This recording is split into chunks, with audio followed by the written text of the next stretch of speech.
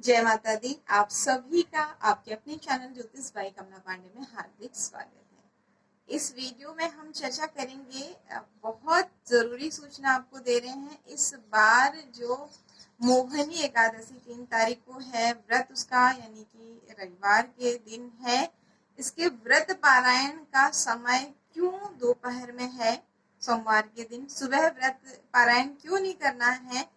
क्या कहते हैं हमारे शास्त्र व्रत पारायण के लिए? जैसे हमने अनेक वीडियोस में भी आपको बताया है कि जितना अधिक महत्व एकादशी के व्रत का है, उतना ही अधिक महत्व व्रत के पारायण का भी है। क्योंकि अगर आप गलत समय में व्रत पारायण करते हैं तो कहते हैं कि इससे आपके अनेक एकादशी के व्रतों का पुण्य चला जाता है। तो वीडियो को मैक्सिमम शेयर करें। हो सकता है किसी को सही समय बता करके व्रत पारायण का आप पुण्य के भागी बन सकें। और जब भी आप दूसरों के हित के मार्ग खोलने का प्रयास करते हैं तो ईश्वर आपके हित के मार्ग खोलते हैं। अगर अभी तक आपने चैनल सब्सक्राइब नहीं किया है ज्योतिष बाई कमला पांडे, तो प्लीज नीचे दिए लाल बटन को दबाकर घंटे के निशान को दबाएं। चैनल को सब्सक्राइब करें ताकि आने वाला वीडियो सबसे पहले आपको मिल सके। इसके साथ ही अगर आपने चैनल सब्सक्राइब किया होगा, घंटे का निशान भी दबाया होगा, तो आपको हमारे लाइव आने का नोटिफिकेशन मिलेगा और आप हमारी निःशुल्क सेवाओं का लाभ भी ले पाएंगे। आप सभी के लिए खुशखबरी है, अब हम उन लोगों की कुंडली भी लेंगे उस समय जब हम लाइव होते हैं जिनकी डिटेल्स नहीं है। प्रश्न कुंडली के माध्यम से हम उनके एक प्रश्न का उत्तर भी वहां देंगे। सेवा का जो ये छोटा सा प्रयास है, आशा करते हैं कि आप सभी इसका पूर्ण लाभ लेंगे। आइए चर्चा को आगे बढ़ाते हैं। सबसे पहले जानते हैं कि किस समय में व्रत पारायण नहीं करना चाहिए। कहते हैं कि हरिवासर में व्रत का पारायण भूल करके भी नहीं करना चाहिए। अब हरिवासर समय क्या है? द्वादशी तिथि का जो पहला 1/4 अवधि होती है उसे हरिवासर समय कहते हैं। उस समय आपको व्रत पारायण नहीं करना है और द्वादशी समाप्त होने से पहले ही आपको व्रत पारायण करना है। समय की हम चर्चा करेंगे अब वीडियो में। आगे वीडियो पूरा देखें। कौन सा समय इस बार पड़ेगा? जब आपका हरिवासर समय होगा और उस समय आपको व्रत का पारायण नहीं करना है, यानी कि उस समय अन्न नहीं खाना है। सभी जानते हैं एकादशी के व्रत में फलाहार किया जाता है, अन्न का त्याग किया जाता है और पारायण के समय में फिर हम अन्न खा करके, कुछ मीठा खा करके अपना व्रत खोलते हैं। एकादशी तिथि जो लग रही है वो 3 मई को सुबह 9:09 से प्रारंभ होगी और 4 मई की सुबह 6:12 पर समाप्त होगी। लेकिन आपको व्रत 6:12 के बाद नहीं खोलना है, क्योंकि एकादशी उस समय हरिवासर समय रहेगा। ये समय कब तक रहेगा? दोपहर 1:37 तक। तो व्रत पारायण का जो सही समय होगा वो दोपहर 1:38 से लेकर के शाम को 4:18 तक होगा। यानी कि 1:30 बजे से 4 बजे के बीच में आप कभी भी व्रत खोल सकते हैं। इस समय क्या होगा? हरिवासर समय भी समाप्त हो जाएगा और द्वादशी तिथि भी रहेगी। ये दोनों नियम आपको ध्यान रखने हैं। द्वादशी तिथि समाप्त भी नहीं होनी है और उस हरिवासर समय भी नहीं रहना है। तो इस समय आप व्रत खोल करके अपने पुण्य लाभों को बढ़ा सकते हैं। इसके अलावा आप अन्य एकादशी के व्रतों में भी देख सकते हैं। अगर कहीं से आपको समय पता नहीं लग पा रहा है व्रत खोलने का, तो आप स्वयं से देख लें एकादशी तिथि कब से प्रारंभ हो रही है, कब समाप्त हो रही है। उसमें आप हरिवासर समय को छोड़ दें और बाकी समय देख करके आप स्वयं से भी विचार कर सकते हैं।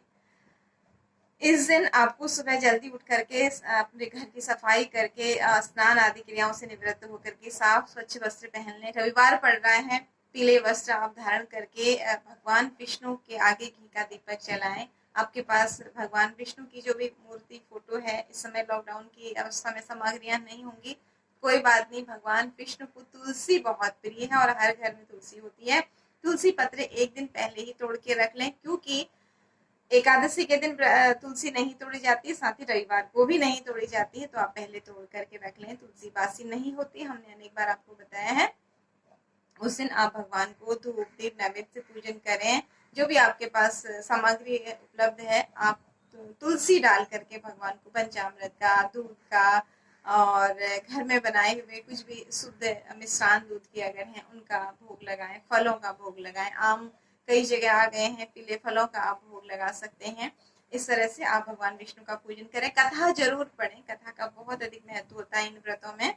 और ये हमारे अंदर भक्ति भाव को बढ़ाते हैं, सकारात्मकता को बढ़ाते हैं। इस वीडियो में भी हम कथा जरूर पढ़ेंगे। अभी आप विष्णु सहस्त्र नाम का पाठ कर सकते हैं, हरे कृष्णा नाम का आप मंत्र जाप कर सकते हैं। अगर कोई मंत्र आपने भगवान विष्णु या राम या कृष्ण का गुरु से लिया हुआ है तो उसका अधिकतम जप करें। इस दिन एकादशी के दिन रात्रि जागरण का बहुत अधिक महत्व। अगर आप पूरी रात्रि जागरण नहीं कर सकते तो कुछ समय बैठ करके अपने भगवान के आगे संकीर्तन करें, उनके मंत्रों का जप करें, इससे आपको विशेष पुण्य मिलेगा। रविवार का दिन है, सुबह व्रत का संकल्प लेने के बाद भगवान सूर्य नारायण का पूजन भी जरूर करें।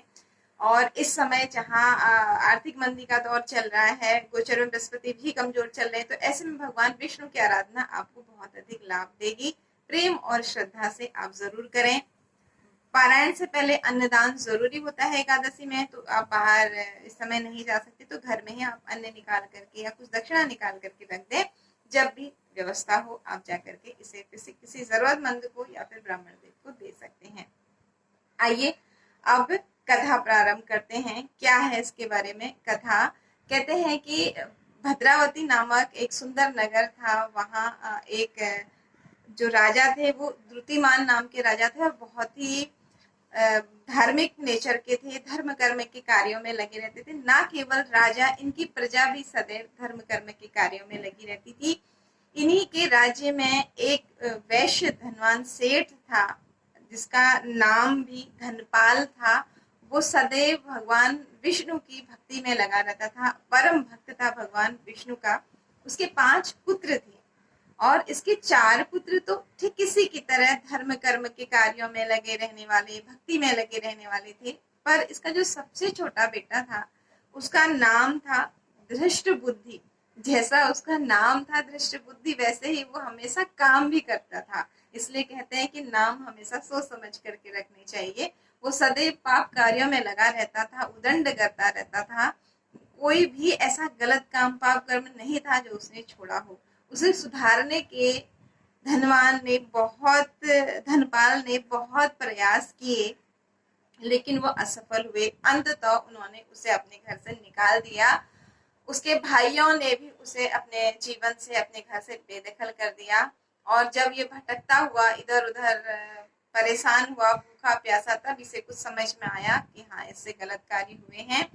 पिछले जन्म के किसी पुण्य के उदय के कारण ये भटकते भटकते कौडल्य ऋषि के आश्रम में जा पहुंचा। क्योंकि कहते हैं जब भी हमें संत मिलते हैं तो समझ लीजिए सच्चे संतों का दर्शन ही किसी पुण्य का उदय होता है।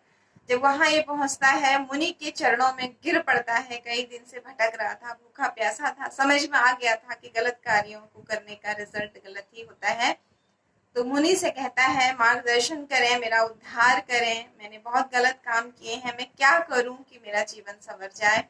मुनि ने कहा जब आपको पछतावा होने लगता है अपने गलत कार्यों के लिए तो यहीं से आपके अच्छे दिन, मोक्ष के द्वार खुलने प्रारंभ हो जाते हैं। मुनि इन्हें मोहनी एकादशी के व्रत के बारे में बताते हैं और कहते हैं कि तुम विधि विधान से इस व्रत को करो। निश्चित रूप से इस व्रत के पुण्य से तुम अपने पापों से तुम्हें छुटकारा मिलेगा और मोक्ष की प्राप्ति होगी। ऐसा ही हुआ। मुनि के मार्गदर्शन से जब इन्होंने विधि विधान से इस व्रत पूजन को किया और सात्विक आचरण को फिर धारण किया तो इन्हें मोक्ष की प्राप्ति हो गई। कहते हैं कि इसी दिन भगवान विष्णु ने मोहनी रूप धारण करके असुरों की बुद्धि को मोह पास में, भ्रम में डाल दिया था और जो अमृत था वो देवताओं को पिला दिया था। उसी दिन से इस मोहनी एकादशी की व्रत की परंपरा चली आ रही है और लोग जो भी इस व्रत को विधि विधान से सच्चे मन से करते हैं, कहते हैं कि वो धीरे धीरे माया मोह से ऊपर उठ करके मोक्ष की तरफ बढ़ने लगते हैं। आशा करते हैं कि ये छोटी सी जानकारी, ये कथा आप सभी के लिए उपयोगी और मददगार साबित होगी। आपको पुण्य मिलेगा, साथ ही आप दूसरों को भी पुण्य प्रदान करने का प्रयास करेंगे वीडियो को शेयर करके। क्योंकि मोस्टली क्या होता है, लोग एकादशी के व्रत के अगले दिन सुबह सूर्योदय के बाद अपना व्रत का पारायण कर लेते हैं, लेकिन इस बार हरिवासर होने से आपको दोपहर के बाद ही पारायण करना है। क्योंकि एक नियम ये भी आता है, कहते हैं कि सुबह सूर्योदय के बाद व्रत का पारायण करना अच्छा होता है, लेकिन किसी कारण वजह से इस बार की तिथि आ रही है, अन्य किसी कारण से अगर आप सुबह नहीं कर पाते तो मध्याह्न में नहीं करना चाहिए, फिर मध्याह्न के बाद करना चाहिए। तो वही हो रहा है, इसलिए 1:38 के बाद अपने व्रत का पारायण करें। आशा करते हैं कि आप इन सेवाओं का, लाइव सेवाओं का भी लाभ ले रहे होंगे। अपने सुझाव हमें जरूर दें कमेंट बॉक्स में लिख करके कि आप किस तरह की वीडियो चाहते हैं। आज्ञा दीजिए, फिर मिलेंगे नए राशि पर नई जानकारी के साथ। जय माता।